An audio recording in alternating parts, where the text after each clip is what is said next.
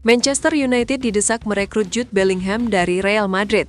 Legenda klub menilai sang gelandang bisa mengembalikan mental juara setan merah. Manchester United kembali dikaitkan dengan Jude Bellingham. Kali ini dorongan tersebut datang dari internal klub sendiri, tepatnya dari sosok yang pernah merasakan kejayaan setan merah.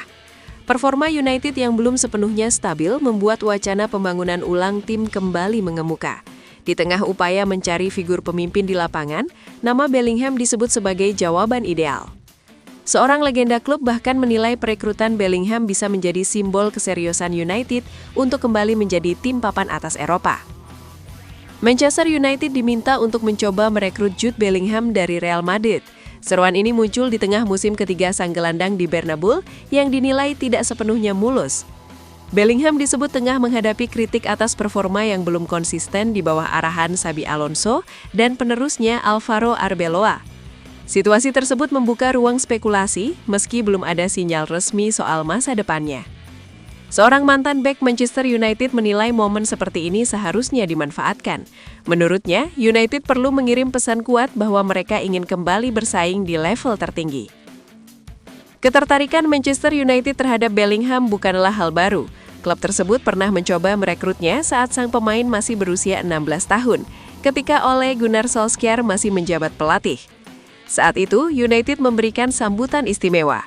Sejumlah legenda klub termasuk Brian Robson dan Eric Cantona turut dilibatkan dalam proses pendekatan bersama Sir Alex Ferguson. Robson mengenang momen tersebut dengan rasa kecewa. Itu sangat mengecewakan. Kami berada di Carrington dan Sir Alex Ferguson sudah datang lebih awal. Eric dan saya bertemu dengannya, juga ibu dan ayahnya. Kami berbincang panjang.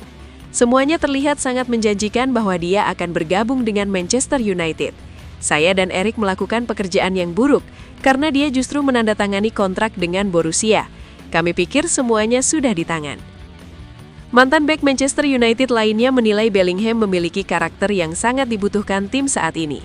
Ia melihat kesamaan antara Bellingham dan Bruno Fernandes dalam hal tanggung jawab di lapangan. Jude Bellingham, pemain luar biasa. Di usia yang masih muda, saya pikir dia bisa menangani sorotan, tanggung jawab di lapangan, dan menjadi sosok yang dibutuhkan saat krusial.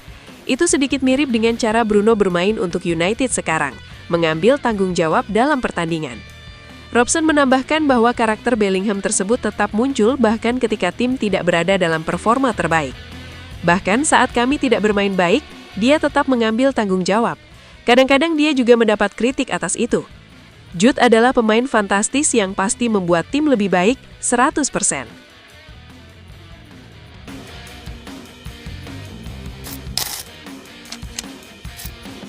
Bagaimana Michael Carrick membalik nasib Manchester United? Michael Carrick bukan wajah baru di Carrington.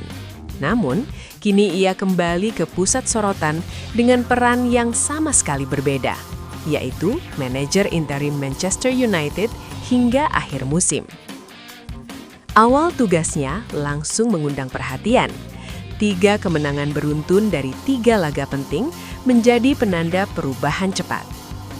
Di situasi era pasca Sir Alex Ferguson yang tidak ramah bagi pelatih sementara, Carrick justru mencuri start yang menjanjikan. Pertanyaannya kini bukan lagi soal keberuntungan, melainkan bagaimana ia membangun dan mengembangkan tim dalam situasi sulit. Penunjukan Carrick datang setelah kekalahan kandang di Piala FA dari Brighton pada 11 Januari.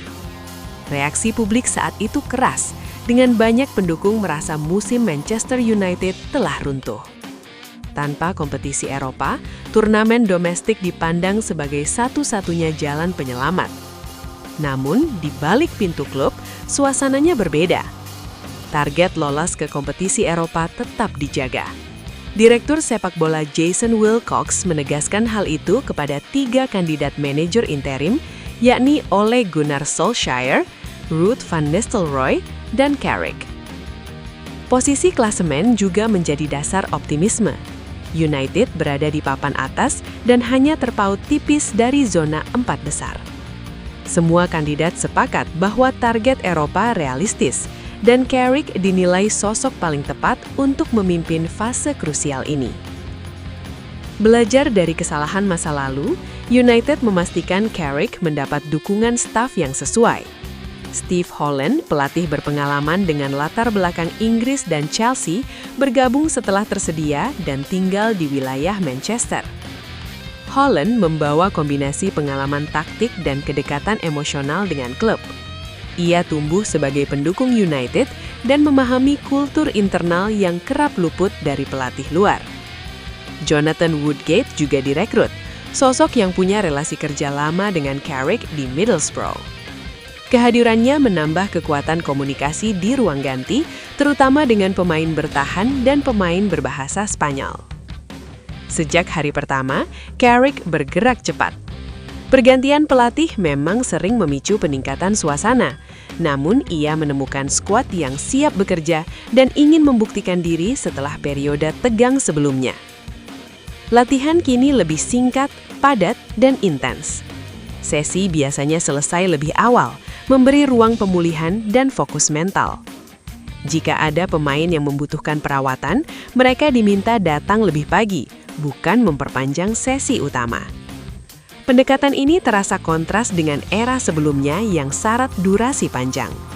Carrick memilih kualitas daripada kuantitas, bahkan menghentikan latihan jelang laga melawan Arsenal karena standar permainan dinilai sudah optimal. Carrick juga menaruh perhatian besar pada hubungan individual. Ia menjelaskan alasan rotasi atau pencadangan secara langsung kepada pemain, membangun kepercayaan melalui keterbukaan. Reputasinya sebagai mantan gelandang kelas atas turut memperkuat wibawa itu. Pemain senior seperti Casemiro merespons positif. Sang gelandang merasa kembali menikmati sepak bola, terutama dengan target menutup masa baktinya di klub dengan tiket Liga Champions. Perhatian Carrick meluas ke tim akademi. Ia rutin menyaksikan laga kelompok umur, sesuatu yang jarang dilakukan sebelumnya. Kehadirannya di pertandingan U21 dan U18 memberi dorongan moral bagi staf dan pemain muda, sekaligus menegaskan kesinambungan proyek klub. Perubahan juga terlihat di hari pertandingan. Jadwal keberangkatan bus tim ke Old Trafford dimundurkan agar pemain merasakan langsung sambutan supporter. Carrick ingin emosi positif itu hadir tepat sebelum persiapan akhir. Setelah laga, ia selalu berbicara kepada skuad, apapun hasilnya. Analisis detail dilakukan kemudian baik secara individual maupun kolektif dengan dukungan tim data yang tetap aktif meski mengalami perubahan personil. Pesan Carrick konsisten bahwa ini baru permulaan untuk tim MU. Ia sadar momentum bisa berubah cepat.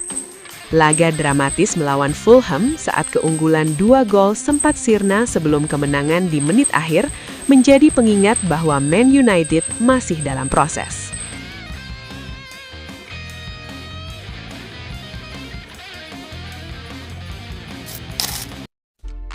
Buat fans Manchester United sejati, minta doa dan dukungannya untuk tim kebanggaan kita semua dengan mengetik amin di kolom komentar.